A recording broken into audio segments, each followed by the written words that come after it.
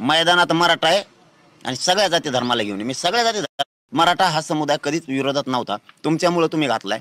त्यांचं आरक्षण द्या आणि त्यांचा द्वेष सोडून द्या, पुढं काय होत नाही.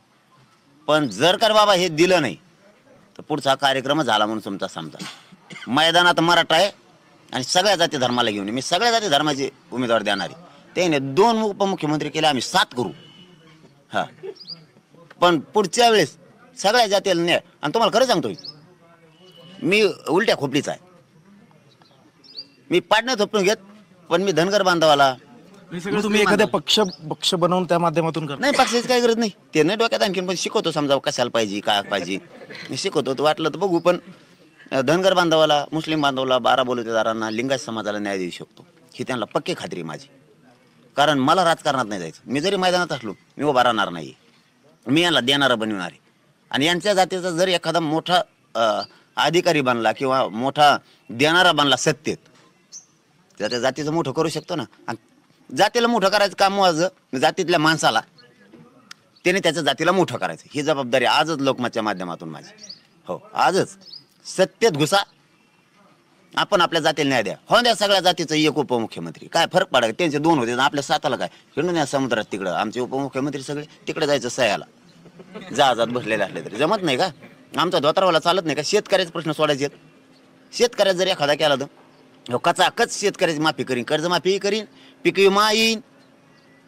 काय मागायची गरज आहे का? तुमच्या कापसाला भाव, तुमच्या सोयाबीनला भाव, धनगर बांधवाला आरक्षण, मुस्लिम बांधवाला आरक्षण, 12 बलुतेदारांना, लिंगायत समाजाला बी आरक्षण, दलित बांधवाला बी जे अडचणी त्या सोडवायचे. आणि आम्ही एवढे एक आल्यावर खाली का राहिलं? 93 मतदारसंघात आमचंच वर्ष एकट्याचं, आणि ते सांगायला त्यांचा भुकाच भाजला कायमचा. हे बघा, जवळपास मला वाटतं रात्री आम्ही बघितलं 57 का 67 मतदारसंघात आम्ही पाडू शकतो 100%. आणि 93 मतदारसंघात निवडून येऊ शकतो. खाली काय राहिलं? खाली काय राहिलं? रात्री आम्ही बघितलं. मी लय धोरणाला लागलो आता सध्या. हा, उगा कवर आता सभा घेत बसायचं म्हणून मी आता धोरण लावले. निवडून किती येते? 92 ते 93, 288 पैकी निवड सगळ्या जाती इकडे झाले तर नुसते मराठ्याच्याच मातावर. 57 का 67 माझ्या आकडा लक्षात आहे ना, आकडे मोड केली आम्ही जरा. ती 57 ते 67 मतदारसंघ असे तिथं मराठा रपक्यात पाडूच शकतो. कुणी उभा राहून द्या, कुणी म्हणतो आम्ही तुम्हाला. आणि मग खाली कुठं काय राहिलं? मग तुम्हाला काय करावं लागेल? आसाममधून 10-12 आणावं लागते. सरकार बनायचं असलं तर कर्नाटकातून 10-12, तिकडं कॅनडा, फ्रान्स, जर्मनी, तिकडून 10-10, 5-5 गोळा करून मग बनावं लागेल सरकार. इथं तर बनतच नाही. मग आणि मला जर ह्याला फड्यात पाडायचं नसलं, मोदी साहेबांना सांगतो, राजकारण माझा मार्ग नाही. तो अल्टिमेटम किती दिवसांचा असेल? आता पुन्हा आता 6 तारखेपासून बघतो वाट त्यांची देतात का. कारण 4ला मीच उपोषणला बसणार आहे, 4 जूनला.